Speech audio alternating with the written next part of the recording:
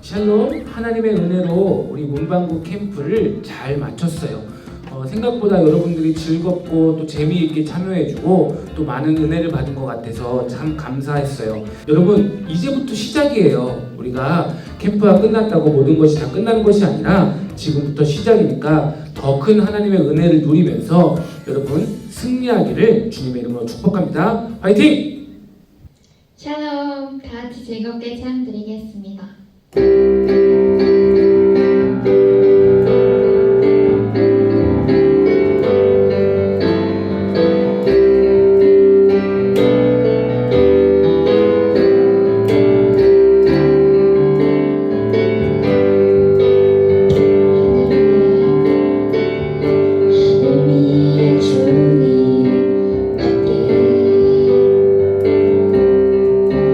내가 사모할 때 이 세상에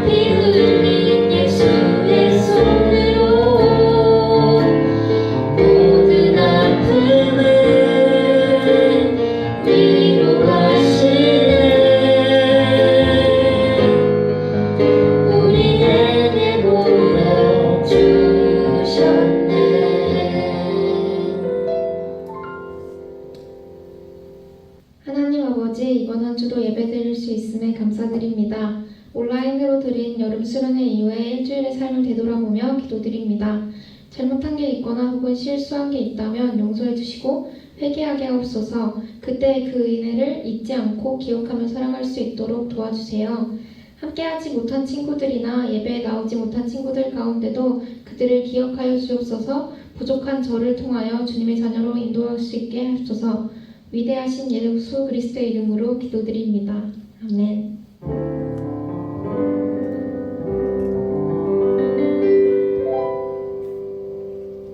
함께 하나님의 말씀 보도록 하겠습니다. 오늘 우리에게 주시는 하나님의 말씀은 구약성경 예레미야 31장 18절 말씀이에요. 구약성경 예레미야 31장 18절 말씀, 제가 가지고 있는 성경책 구약성경 1101페이지에 있어요. 예레미야 31장 18절 말씀. 에브라임이 스스로 탄식함을 내가 분명히 들었노니 주께서 나를 징벌하심에 멍에 익숙하지 못한 송아지 같은 내가 징벌을 받았나이다. 주는 나의 하나님 여호와이시니 나를 이끌어 돌이키소서. 그리하면 내가 돌아가겠나이다. 에베소서 31장 18절 말씀. 아멘. 여러분, 엎친 데 덮친 격이라는 말 들어본 적 있죠? 지금 여기 만화가 하나 있어요. 두 친구가 시험 결과를 가지고 집에 가고 있어요. 한 친구는 10점을 받았고 다른 한 친구는 0점 받았어요. 뭐 거기서 거기죠. 그래서 이 두 친구가 걱정을 하고 있어요. 어쩌지? 그러면서 한 친구가 깡통을 팍 찼는데 누가 맞았어요. 자, 누가 맞았을까요? 네, 바로 엄마였어요. 이것이 바로 엎친 데 덮친 격, 설상가상이라고 이야기를 할 수 있어요. 아프리카에는 예멘이라는 작은 국가가 있어요. 이 나라는 지금 6년째 내전 중에 있어요. 그리고 가뭄에 흉년에 얼마 전에는 홍수까지 있었다라고 해요. 그런데 더 안타까운 일인 이 나라의 코로나 확진자가 1,300명 정도가 나왔는데 적은 수처럼 보일 수 있지만 치사율이 문제예요. 약 300명의 사망자가 나왔어요. 치사율이 자그마치 23%예요.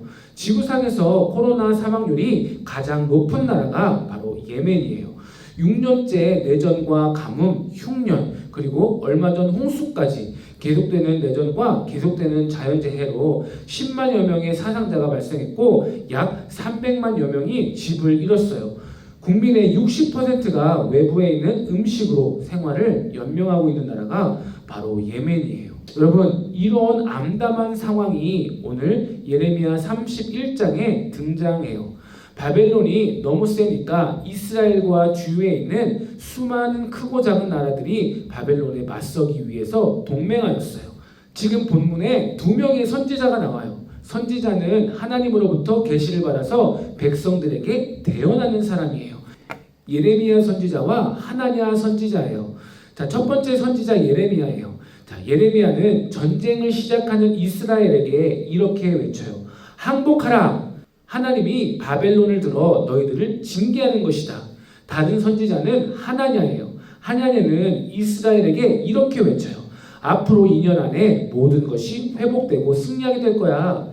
여러분, 만약에 여러분이 이런 상반되는 두 외침의 소리를 듣게 된다면 여러분은 누구의 말을 들을 거예요? 항복해라! 하나님이 너희를 징계할 거야 라는 예레미야의 외침과 앞으로 2년 안에 모든 것이 회복되고 승리하게 될 거야 라고 하는 하나님의 말 중에서 여러분 누구의 말을 듣겠어요? 사람들은 하나냐의 외침을 믿었어요. 여러분, 왜 그랬을까요? 하나냐의 말이 더 좋아 보였기 때문이에요. 그런데 문제가 있어요. 무엇이냐면 하나냐는 거짓 선지자예요. 결국 어떻게 되었을까요? 예레미야의 외침대로 항복하지 않고 결국 바벨론의 포로가 되어버렸어요. 자, 함께 18절 말씀을 보도록 할게요. 에브라임이 스스로 탄식함을 내가 분명히 들었노니 주께서 나를 징벌하심에 멍에 익숙하지 못한 송아지 같은 내가 징벌을 받았나이다. 주는 나의 하나님 여호와이시니 나를 이끌어 돌이키소서. 그리하시면 내가 돌아오겠나이다. 에브라임은 요셉의 두 번째 아들이에요. 이 에브라임은 여기에서 그냥 이 한 사람을 이야기하는 것이 아니라 이스라엘을 상징하는, 이스라엘 전체 백성을 상징하는 단어로 사용됐어요. 7, 8절에서 에브라임이 스스로 탄식했다라고 말하고 있어요. 그러니까 지금 이스라엘 백성들이 탄식하고 있다라는 것을 말하는 거예요. 여기에서 스스로 탄식했다라는 단어를 원어로 보면 고개를 앞뒤로 이렇게 흔들다라는 뜻을 가지고 있어요. 아, 어쩌지? 어떻게 하지? 아, 난 망했어. 어쩌지? 이렇게 하면서 고개를 앞으로 뒤로 이렇게 흔들고 있는 것을 말하는 거예요. 지금 이 상황이 어떤 상황이냐면 이스라엘 백성들이 불타고 있는 예루살렘 성을 뒤로 하고 손에는 수갑과 그리고 밧줄이 묶인 채 이렇게 먼 길을 끌려가고 있는 상황이에요. 그러면서 이스라엘 백성들이 자신들이 잘못했다라는 것을 이제야 깨닫고 그래서 탄식하고 있는 것이에요. 아, 내가 왜 그랬을까? 이렇게 탄식하면서 자신은 멍에에 익숙하지 않은 송아지라는 것을 깨닫게 되었어요. 아, 내가 멍에를 지어야 하는데 이것에 익숙하지 않았다라는 것을 깨닫게 되는 것이에요. 여러분, 멍에가 뭐예요? 소가 쟁기를 달고 밭을 갈거나 논을 갈 때 소 머리 위에 이렇게 씌우는 것이 바로 멍에예요. 그런데 우리나라의 멍에와 이스라엘의 멍에는 달라요. 우리나라는 한 마리의 소에 멍에를 씌워요. 그런데 이스라엘의 멍에는 쌍으로 되어 있어서 두 마리가 같이 쓰게 되어 있어요. 한 마리는 힘이 세고 그리고 다른 한 마리는 힘이 약한 소예요. 그래서 힘센 소는 좀 더 힘을 많이 쓰게 되고 힘이 약한 소는 그렇게 힘을 많이 들이지 않고 약간 거드는 정도만 하게 되어 있어요. 이것이 무슨 말이냐면 연약한 우리는 하나님께서 이끄시는 대로 가야 함을 말하는 것이에요. 그런데 바벨론의 포로로 잡혀가는 이제서야 자신들이 하나님을 따라가지 않았음을 깨닫고 탄식하고 있는 것이에요. 사랑하는 청소년 팀 여러분, 우리도 똑같이 탄식하는 그러한 현장에서 살고 있어요. 여러분, 수많은 자영업자들이나 수많은 사람들이 코로나로 그리고 많은 비로 인해서 수해 피해로 인해서 여러 가지 우울증과 그리고 어려움들을 겪고 있어요. 코로나 블루를 넘어서 코로나 레드라고 이야기를 하죠. 공부하는 여러분도 느낄지 모르겠지만 반년 이상 된 이 코로나라는 상황에서 공부하다 보니 아니 어쩌면 그 이전부터 영적으로 무너져 있다 보니 나도 모르게 여러분도 모르게 무기력해져 있다라고 하는 것이에요. 사랑하는 청소년 팀 여러분, 이 에브라임의 고백처럼 우리 또한 멍에를 지지 않은 멍에에 익숙하지 않은 그러한 송아지인 것을 여러분 깨달을 수 있어야 해요. 그렇다면 우리는 어떻게 멍에를 지어야 할까요? 여러분, 이 멍에는 바로 십자가예요. 바로 이 예수님께서 제자들에게 이르시되 누구든지 나를 따라오려거든 자기를 부인하고 자기 십자가를 지고 나를 따를 것입니다. 세상적 가치나 경제적 가치로 보면 예수님을 따르는 것은 매우 어리석은 일처럼 보일 수 있어요. 예수님을 따르는 것에는 손해가 있어 보이고 힘들어 보여요. 교회를 가면 매주 헌금을 해야 해요. 거기에다 11조도 내야 되지. 또 뿐만 아니라 공부에 지쳐서 하루라도 그냥 늦잠 자고 싶고 쉬고 싶은데 아침 일찍 일어나서 교회에 와야 해요. 그런데 이제는 갑자기 또 전도사님이 스쿨 처치 운동도 하라라고 이야기를 하고 있죠. 교회에서 예배하는 것으로도 힘든데 이제는 학교에서도 예배를 하고 기도하자라고 이야기를 하고 있어요. 이스라엘 백성들이 자신을 뭐라고 표현해요? 멍에에 익숙하지 못한 송아지 같다라고 표현해요. 여러분, 멍에를 지는 것 누구나 익숙하지 않아요. 그리고 싫은 것이죠. 이 익숙하지 않음으로 인해서 우리는 몸부림치게 될 것이에요. 여러분은 이 예수 그리스도의 십자가를 지는 것에 익숙한가요? 여러분, 그 어느 누가 과연 십자가를 지는 것이 익숙하겠어요? 그러기에 우리도 몸부림을 칠 수밖에 없어요. 그런데 우리는 그 멍에를, 그 십자가를 왜 지어야 할까요? 십자가를 진다는 것은 어떤 의미가 있을까요? 멍에를 진다는 것은 어떤 의미일까요? 예수님 당시에 십자가를 지고 간다는 것은 어떤 의미였는지 여러분 기억해요? 여러분, 우리나라 최고의 형벌이 뭐예요? 사형이에요. 자, 당시 가장 최고의 형벌이 바로 십자가형이었어요. 이 십자가형이라는 것은 가장 극악무도한 사람이 처형할 때 사용하는 방식이었어요. 내가 십자가를 진다는 것은 내가 죄인 중에 죄인이라는 뜻이에요. 십자가를 지고 있다는 것은 나를 모르는 사람이 봐도 저 사람은 죄인 중에 죄인이구나 라는 것을 드러내는 것이에요. 요즘 교회에 다닌다고 하면 이상하게 쳐다보고 멀리해요. 여러분 버스 타거나 아니면 길에서 집사님, 전도사님, 목사님, 권사님, 장로님 이렇게 부르면 사람들이 이렇게 쳐다봐요. 죄인 취급을 받는 거예요. 마치 오늘 본문에서 말하고 있는 내용과 아주 비슷해요. 하나님의 교회가 이처럼 땅에 떨어져 사람들로 하여금 부끄럽게 여겨지고 있는 이 세상, 마치 하나님이 징계를 내리시는 것 같아요. 사랑하는 청소년팀 여러분, 하나님께서 자신의 백성들을, 자신의 자녀들을 징계하셔서 이들을 탄식하게 하는 하나님의 마음은 어떠하셨을까요? 오늘 본문 20절에 보면 이렇게 기록되어 있어요. 에브라임은 나의 사랑하는 아들, 기뻐하는 자식이 아니냐. 내가 그를 책망하여 말할 때마다 깊이 생각하노라. 그러므로 그를 위하여 내 창자가 들끓으니 내가 반드시 그를 불쌍히 여기리라. 여호와의 말씀이니라. 하나님의 말씀을 듣지도 않고 자기 귀에 듣기 좋은 소리나 듣고 따라가는 이들을 여전히 하나님은 나의 사랑하는 아들, 기뻐하는 자식이다 라고 말씀하세요. 그런데 이들을 포로로 보내야 되고 이들을 탄식하게 만들어야 되고 이들을 아프게 만들어야 하는 하나님의 아버지의 마음을 이렇게 표현하세요.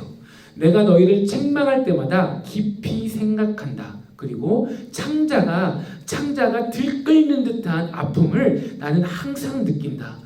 여기서 창자가 들끓는다라고 하는 것은 심장이 요동치고 심장이 소리치고 내 간이 격동하는 그러한 아픔이에요. 너희가 비록 내 말을 듣지 않고 듣기 좋은 말만 들으려 하고 네가 하고 싶은 대로만 하려고 한다 할지라도 나는 여전히 너를 사랑한단다. 너를 징계해야만 하는 내 마음은 찢어질 것 같지만 그렇게 해서라도 네가 다시 바른 길로 나의 길로 돌아오기를 바란단다. 내가 어떤 수를 써서라도 반드시 너희들을 사랑하고 너희들을 끝까지 구원하겠다. 여러분, 그것을 무엇으로 이루셨나요? 하나님 자신의 아들을 이 땅 가운데에 보내심으로 그 아들을 잃는 슬픔과 그리고 십자가에 못 박혀 고통 속에 있는 것을 보시면서 이루셨어요. 우리를 탄식하게 만드는 그 고통이 얼마나 큰 고통이냐면 사랑하는 아들 예수님이 십자가에서 받으셨던 그 아픔보다 훨씬 크다는 것이에요. 자신의 아들이 십자가에 못 박혀서 그 고통을 한 것, 그 창으로 옆구리를 찔리는 그 고통보다 가시면류관으로 머리를 짓눌려서 피가 흘려 앞이 보이지 않는 그 고통보다 우리를 징계함으로 우리가 한숨 쉬며 탄식하고 있는 것을 보는 것이 훨씬 더 고통스럽다라고 말씀하세요. 미래가 보이지 않는 이 시대, 탄식 소리만 가득하며 죽겠다라고 하는 아우성이 가득한 시대, 질병으로 가득한 시대, 끝날 것 같지 않은 공부에 대한 스트레스와 관계에 대한 문제가 가득한 오늘날의 이 시대. 그럼에도 불구하고 오늘 본문에서 에브라임이 깨달은 것처럼 우리도 깨달아야 해요. 혹시 우리의 삶 가운데에 십자가를 버리고 있나요? 나와는 상관없는 십자가라고 생각하고 있나요? 예수님과 함께 멍에를 쥐어야 해요. 멍에는 힘이 센 소가 힘이 약한 소를 이끌어 나가는 것이에요. 예수님의 이끌림을 받아야만 해요. 이것이 우리의 삶 가운데에 십자가를 지는 것이에요. 사랑하는 청소년팀 여러분, 여러분의 마음에 다시 십자가를 세우기를 바랍니다. 여러분이 이 십자가를 짊어질 때 진짜 십자가를 지셨던 예수님의 고통이 얼마나 큰지 깨닫게 될 것이고 하나님께서 우리를 탄식하게 만들 때 창자가 들끓는 고통이 어떤 고통인지를 깨닫게 될 것이에요. 하나님이 우리를 얼마나 사랑하신지를 깨닫게 될 것이에요. 이 코로나 속에서 학업이 나를 짓누르고 내 앞이 캄캄해 보인다 할지라도 이 속에서 우리가 할 수 있는 것이 그냥 탄식밖에 없다라고 할지라도 하나님은 우리를 끝까지 사랑하심을 깨닫는 문지 청소년 여러분 되시기를 주님의 이름으로 축복합니다. 기도합니다.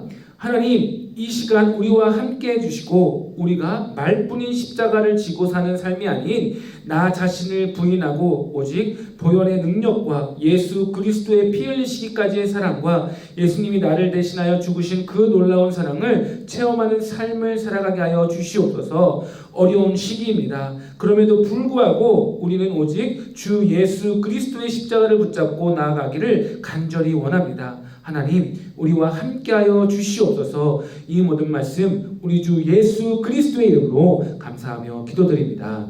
아멘. 자, 우리 이 시간 하나님께 헌금 드리도록 하겠습니다. 감사함으로 함께 찬양합니다.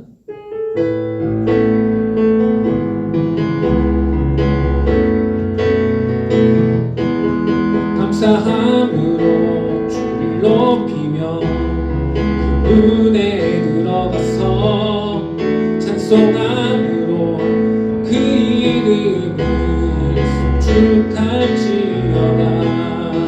감사함으로 주를 높이며 그 은혜에 들어가서 찬송함으로 그 이름을 송축할지어다.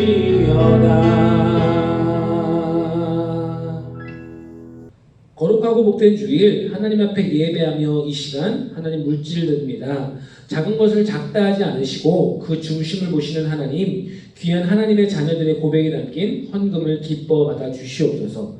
하나님께 드리는 이 손길을 축복하여 주시고 이 물질을 통해 영혼의 생명을 살리는 귀한 물질이 되게 하여 주시옵소서.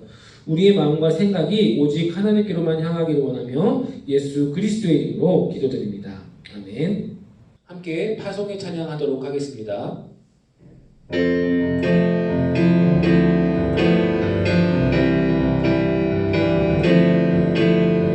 성령이여 임하소서. 메마른 나의 심령 위에 주님의 은혜의 한비 내려 나를 벅 적셔주옵소서. 주의 권세 주의 능력 지금 이 시간 임하셔서 악한 권세 모두 깨뜨리고 주님 나라 임하소서. 영광 할렐루야. 예수의 그 피가 내게 승리를 주네. 구원이 되시네. 영광 할렐루야. 예수의 이름이 능력되네. 소망이 되시네. 영광 할렐루야. 예수의 그 피가 내게 승리를 주네. 구원이 되시네. 영광 할렐루야. 예수의 이름이 능력되네. 소망이 되시네.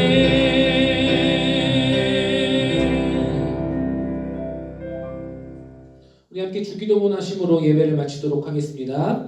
하늘에 계신 우리 아버지의 이름을 거룩하게 하시며 아버지의 나라가 오게 하시며 아버지의 뜻이 하늘에서와 같이 땅에서도 이루어지게 하소서. 오늘 우리에게 일용할 양식을 주시고 우리가 우리에게 잘못한 사람을 용서하여 준 것 같이 우리 죄를 용서하여 주시고 우리를 시험에 빠지지 않게 하시고 악에서 구하소서. 나라와 권능과 영광이 영원히 아버지의 것입니다. 아멘.